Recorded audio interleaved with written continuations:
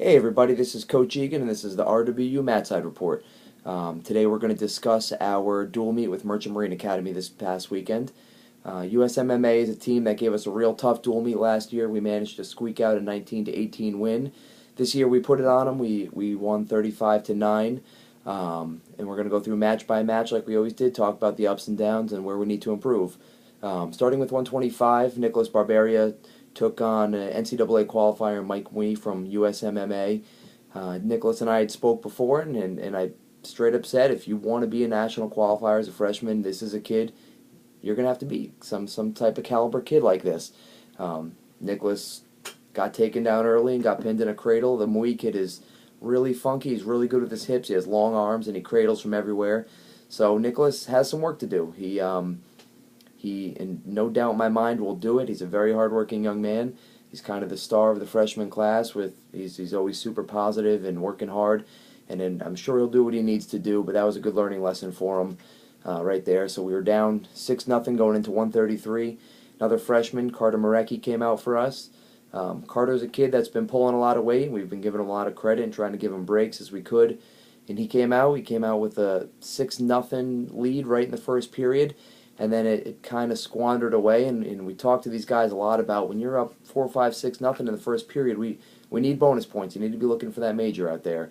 Carter ended up winning 6-5 at the end of the match, and it was just simply not good enough. I don't know if it was too soon off weigh-ins, or, like I said before, if he's just pulling a lot of weight or wasn't feeling good that day. But a 6-5 win is great and all, but when you're up 6-0 in the first 30 seconds, it needs to be a major at the end of the day. Next up, 141, another freshman, Justin Cochran, Paramus, New Jersey kid. He came out with a 6-0 win. He had beat a kid from USMMA. He was a tough kid. Justin got a real early takedown in the first period and just kind of chipped away the whole match. Ended up winning 6-0. Got a takedown in the first, got an escape in the third, a takedown in the third, and had a riding time. So that's a good, solid match that we like to see out of our guys. Scoring points consistently throughout the whole match, and no complaints with that match at 141. Next up, Danny Downs at 149. He ended up winning 7-3. And Danny in all three of his matches was certainly capable of getting majors this day, and was up 3, 4, 5-0 in the first period every match, and just couldn't seem to keep that pressure on for a full 7 minutes. So, Danny, if you're listening out there, put it on. Get the major when we need you to get the major. But he wrestled great. First period, Danny's a beast. He goes 100 miles an hour. He always gets the first takedown. He's always looking for back points off his takedown. So he had a good first period of every match, and certainly this one. But like I said before, when you're in a position to get a major and you're up 4 or 5-0 in the first period, you got to do it. Ty Herzog, great match out of Ty. Ty put it on his opponent from USMMA. He got 4 takedowns in the first.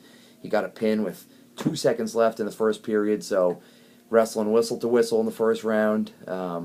Hell, anytime you can get 4 takedowns in the first period and a pin in the first period, that's a great day. So Ty put it on the kid and pretty much gave us a lead that we couldn't really lose from after that.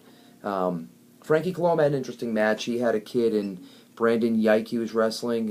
Yike was an NCAA qualifier 2 years ago now, and this kid is the biggest 165-pounder I've ever seen in my life. Huge, huge kid. Very good stance, very good fakes. And Frankie was very patient, wrestled extremely smart. Both kids got an escape, so it was 1-1 in the third. Frankie got a takedown right on the edge of the mat and just won 3-2. Frankie does what Frankie does, and he wrestled very smart and very good. And similar thing to Barbaria that I talked about with Frankie is if you want to be an NCAA qualifier, these are kids you got to beat. And Frankie did that in the first round. He wrestled great. Danny Wrestler, the kid's been on fire lately. He came out, got 1, 2, 3, 4, 5 takedowns in the first period, got 2 sets of near falls. He finished with the tech in the second period. He won 21-4. Danny's been wrestling very, very aggressive. Kind of a big thing we've been trying to push with him this year, just being more aggressive on his feet. He's very, very good on his feet. He's very dangerous, and if we can get 2 or 3 takedowns in the first period, I can't see many kids beating him. And then we threw Chris Cornwell out there at 184. Joe Albinas had a banged-up shoulder, so we've been trying to hold him off the mat. And Chris Cornwell isn't 100% healthy himself, so it's been kind of tough to bump around and figure out who we're going to throw in at 184. But Chris went out there for us. He was down big early in the first period. He was down 2, 4, 6, 8, 9-1 in the first period. And then we pulled it together. He kind of clawed his way back, and he ended up losing 13-7. But he certainly took it to the kid and wrestled very, very good in the second and third period. And Chris is doing exactly what we need him to do. He's a great kid. He's certainly a hard worker. His knee kind of locked up in that first period, and we're thinking about injury defaulting him. But he kept wrestling. He kept wrestling very hard, and he won the second and third period. So that's all we can ask. Welsh and Foster at 97 and heavyweight. These two kids had great weekends. Welsh did what he continues to do and got a real quick takedown in the first period and stuck his kid in 33 seconds. So there's really not much to say about that other than David's been super aggressive in getting done when he needs to get done. And anchoring the team was Kyle Foster at heavyweight. Kind of the same thing. Got a takedown real quick in the first period and pinned his kid. So it's nice to have those two guys kind of finishing up the lineups for us, being a great anchor. So like I said, we won 35-9. We kind of took it to a team that we had a really good duel with last year. So it was a great start to the weekend for us.